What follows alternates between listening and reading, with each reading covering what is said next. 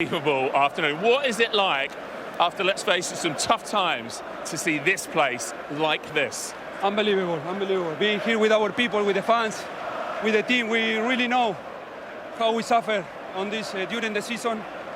But the only way is putting the face here and showing who we are. And I think today it was the best moment to do it. And I think the team, not just the players who were on the pitch, but also on the bench, the staff, everyone was part of that. Is the togetherness you feel with the fans, the energy that's here right now, just maybe the best you've known it? Absolutely, absolutely. I think one important thing that Michael Carey said, he said, use the energy of the people. And today I think we did it, and when we are together like this, it's impossible to lose at home. Brian, is it your most special day so far in the red shirt? Yeah, I think it's one of them. Obviously, scoring in front of this stand is unbelievable. In a derby is even more. And like Licha said, the atmosphere, we used the energy of the fans today. And this place was unbelievable today. What's it been like for you in the last sort of week or two? You obviously have the pride of going away and representing your country. And while you're there and you come back, everything's changed. Yeah, obviously, when I came back, a lot of things changed, but I think we have a very good group. We've always been together, stick together. We have fantastic unit, so I think it's unbelievable. Sandra, obviously Brian got his goal. The other thing that happened today is you kept Man City as a whole, but Erling Haaland quiet. Really proud of that. Not just the defence, but the defensive effort as a whole from the whole team. Absolutely, absolutely. When you play against these kind of players, the team defend, not just one or two players. And I think today we defend so good. We were compact all the time, and then you have the confidence to go to the duels. And I think you feel today different energy when you see in the eyes of the player. And I think today the team won. That's the most important for me, and I'm happy with that. It feels like we've been talking about your height ever since you came to England, but a defender like you, not the biggest centre-half, how do you deal with a giant like Haaland, and obviously not just a giant, a top player as well? Being focused the whole game. I think if you give 1 or 2 seconds to Haaland, he will score. And I think you have to be really focused in the game and don't have to be comfortable in the back like nothing happened, because then the switch and the change, the click and the score, they are like this. That's why Haaland every season scored 30, 40 goals. So I think we have to be always focused. Okay. Brian, last word on the new manager. How well has he done to bring you together in terms of like the emotional effort, the intensity, but also the tactical switches he made today? How much of this is down to him, to Michael Carrick? Yeah, I think it's a bit of everything. Obviously, it's not easy because we had only 3 days, and I think, as I said, because we are all together, we all want to go in the same way, in the same aim as well. So, I think we tried to be as focused as possible today. As Licha said, we've been a lot together. Everyone was defending, everyone was attacking. So, at the end, it's been a team effort today. Very good result. Well played, both of you. Thank you. Yes, he was the derby at the Stretford end, making those fans extremely happy. And he's just made a good point there, Peter. 3 days, I think it was 2.5 sessions on the grass they've had, Michael Carrick and his new team. So to get a response and a performance like that in that short space of time. What they've done has been absolutely fantastic. And I think more than anything, they've been talking to them. They made them understand what Manchester United is supposed to be. And then he's given them the freedom to go and do that. So there was no, as soon as they won the ball, it didn't matter where the ball was won, there was no restraint. Go forward. And we saw that in the first goal. You had, it's a free kick that Harry defends, heads it out, and all of a sudden they're 4 against 2. That's not something I've seen for a very, very long time in Manchester United. But that is what Manchester United historically always has been able to do. As soon as the ball is won, you go forward, and you don't think about what's going to happen behind you. That, I think, is something they've been talking to them about a lot, that when you get that opportunity. And it was fantastic. I mean, I can't praise Michael Carrigan and his staff enough for what they've done in such a short space of time, because it was not easy. And again, I go back to the 2 games where Fletcher was in charge. There was no difference. You couldn't see a difference with the same players. Today, it was 2 different worlds. You know, it's just, if they can keep this up, I'm just looking at the fixtures left, you know. The Champions League is one game and you dream it. One thing Michael did say was, I've told the players to enjoy it. We're playing for Manchester United, you're playing at Old Trafford here. And you saw a smile on not just the players, but the supporters' face again today, Michael. Yeah, but you can't... Enjoyment is a byproduct. You know, you don't go onto the pitch thinking, oh, yeah, I'm going to love this today. Winning, you know, you only enjoy it if you're winning, if you're scoring goals, if you're breaking fast. I mean, the pace in that Manchester United team now, you know, they got... Peter said about direct, they were looking forward, but you can do that when you've got pace up front. And everywhere you look, there was players wanting to run forward. And then you get 1 or 2 players on the ball. You know, you get Bruno on the ball, you get Kobe Mainoo on the ball. Casemiro was brilliant today. You know, and all of a sudden it looks like a team when you've got those players willing to run forward. So, yes, enjoyment, and everybody loves playing football. I mean, it's the greatest game in the world. But I tell you what, it's the worst game in the world when you're playing rubbish as well. And you can't enjoy it then. And these Manchester United players have probably hated football, hated the game for a long, long time. So, yes, enjoyment is really important, but I don't think that you can go onto a pitch and say, oh, yeah, we're just going to enjoy it today. Enjoyment comes with playing well and winning, and they will more than enjoy it tonight. And City didn't enjoy it. And some of those points Michael's making about the way United set up with that pace, and did it catch them out a little bit? Potentially. Well, I'm going to say obviously because it worked and they lost 2-0. But in regards to the way City are susceptible to chances and goals being scored against them, that it was perfect for them. They like to press high. They like to keep every player up high to sustain attacks. But then when you find yourself defending, it's either an offside or one-on-one. And you can't get that right every time. Can we, any of us, think a moment in the game where someone was jockeying a United forward and there was delay in the attack? It was either he's offside or he's in on goal, and you can't defend like that. You're not able to give yourself a breather, to be honest. It's hard to kind of get momentum in the game, because even if it's offside, it still lifts the crowd and it still gives momentum to the attacking team. So they probably need to learn to defend a little bit deeper and suffer and be comfortable in making it harder to beat, rather than when someone wins the ball, within 3 passes, they can be in front of your goal. And again, the first goal, that can't happen. They can't have an attack. And if I just think about where Cherki took the free kick from and the distance, Mbeumo's 10 yards ahead of him. By the time he scored the goal, I think Cherki's 40 yards behind him. Like, that can't be, especially in a derby, that can't be the outcome to any goal. Let's have a look. Who played with front foot, who won all the duels, who could have had more goals and deserved the win for what the manager has done. And we started the show and you asked me the question, could he get the job permanently? And I went, even with 17 wins, if he carries on like that, I might have to come back to you. I've got to be honest. This is what emotion in football does to people, because, as you say, already people are starting to have that conversation. Tim, for Manchester United, this has been a long time coming. That performance, not just the result, but that performance has been, 5 years maybe coming? Yeah. I mean, I mentioned it earlier. These players need to enjoy their football again, and I think we saw that. Michael Carrick picked the right team. You know, we said Šeško's on the bench, Cunha's on the bench. At least one of those should have started, but he said, no, I'm going to pick a team to do the work and to break, and it's also an energetic team. So what we saw there was he picked the players who would press on the front foot when it was time to press, and they did a great job of it. But again, I think this is what we now need to see, and it's a continuum. It never stops with Manchester United. We need more of those performances. We joke about the 17 games, but if they can perform like that against Manchester City, they can do that in any game this season. I don't know if they'll win every game, but they can perform that way, and that's the standard. I suppose the problem is we have seen them play well in big games over the years. Correct. Like Tim says, Correct. Now, who have they got next? They've got Arsenal. They've got Arsenal away. Games, so maybe that's a good thing. Then they've got Fulham at home. That, as Tim says, is what needs to carry on. Yes, but if you think about this, guys had 2 or 3 days training. He's had words, he's had meetings, he's got the players. When you see that kind of performance, that kind of energy back, that gives you a chance. That alone gives you the chance. And Jose Mourinho's tried, Luis van Gaal's tried, Erik ten Hag's tried, Ruben Amorim's tried.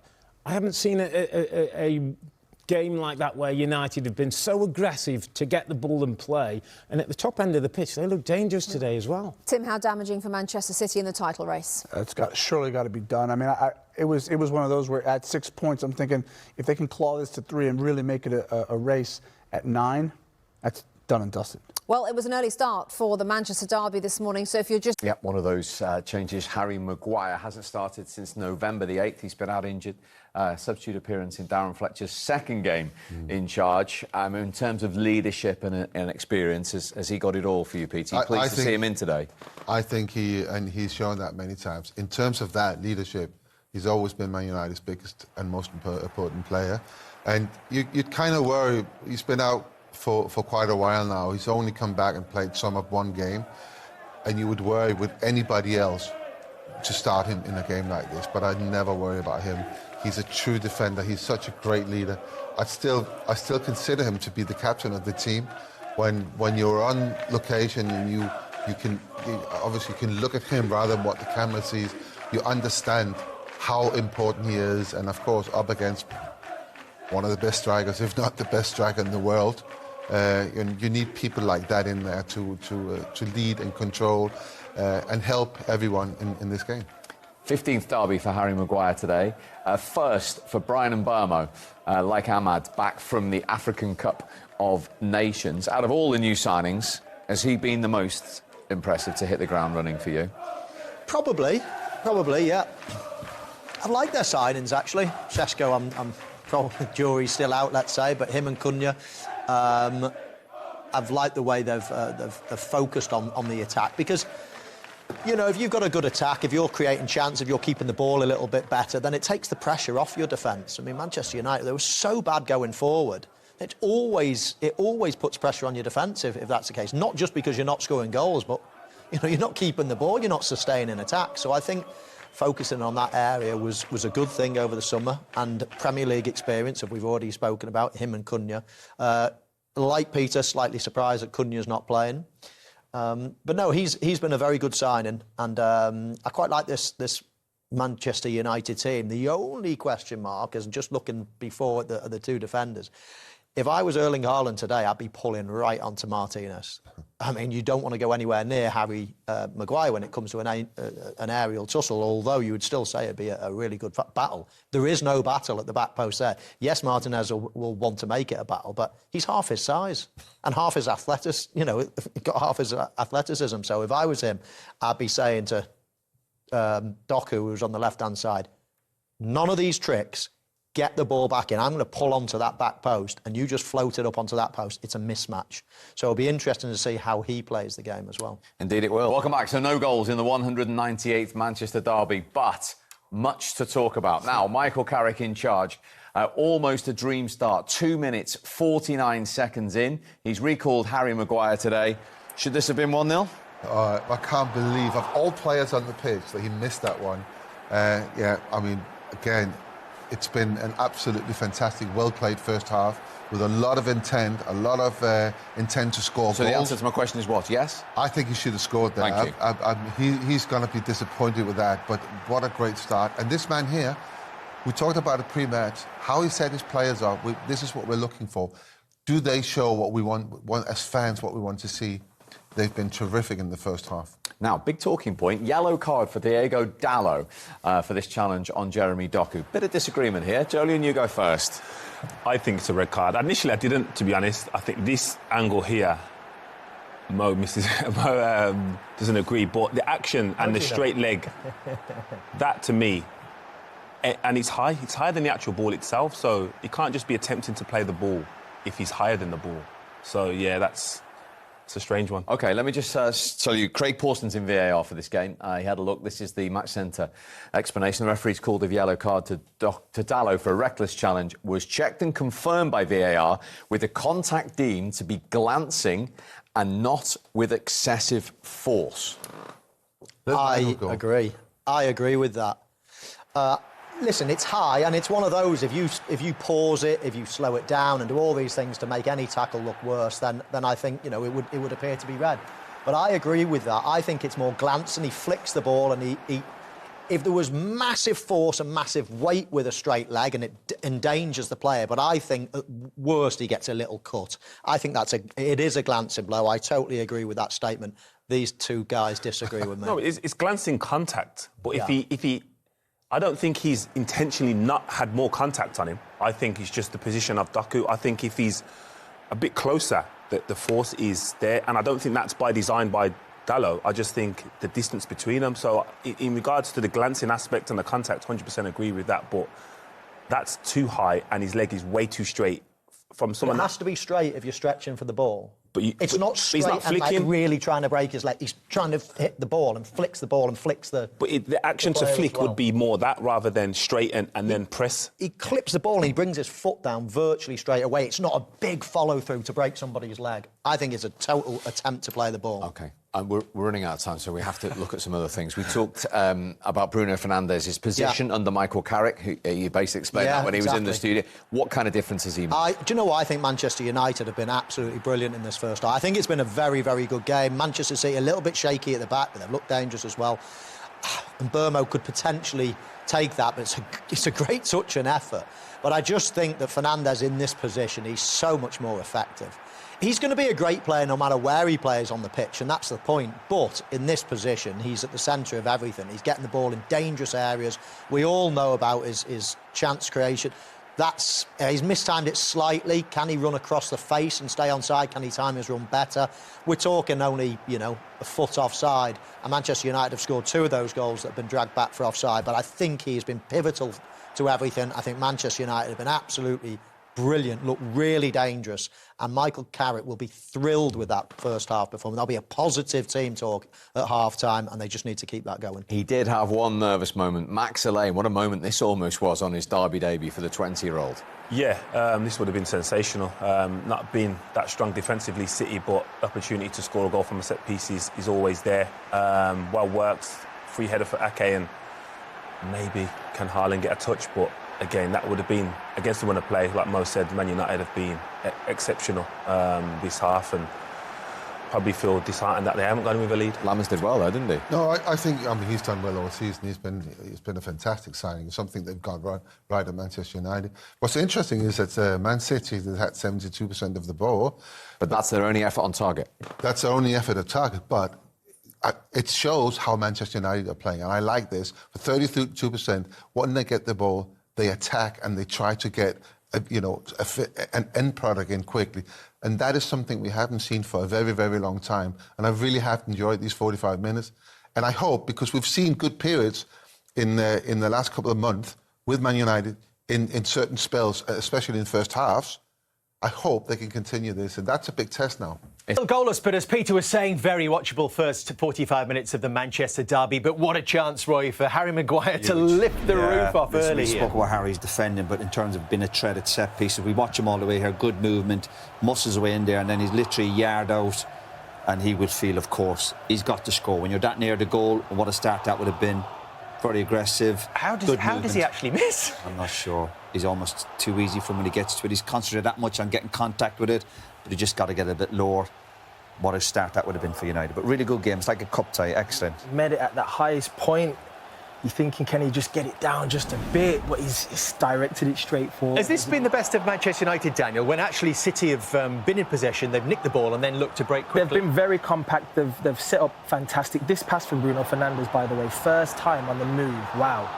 And the touch was brilliant from Dorgu. They've been a threat all game going forward, and this one here, Mooch. Yeah, just Rodri, a bit sloppy, pass back there. You think maybe Mbeumo could react a little bit earlier, maybe wants the pass maybe a bit firmer, but it was good covering from Christenhoff in that situation there. But maybe there is an argument that Manchester United should have been down to 10 with 10 minutes on the clock. Dalot on Dorgu. Right in front of us here, Micah, and Mike Dean, incidentally working for Soccer Saturday, says it's 100% a red card from what he's seen.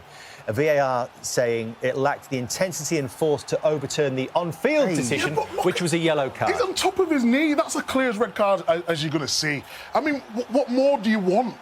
for a red card. It's studs Well, they on say the they knee. say it's a glancing blow rather than having the intensity and force. That's not a glancing blow. It's that. not- That's, it's not that's a glancing. take a knee in a boxing match. That's you taking a knee there. You've got a good punch to the jaw.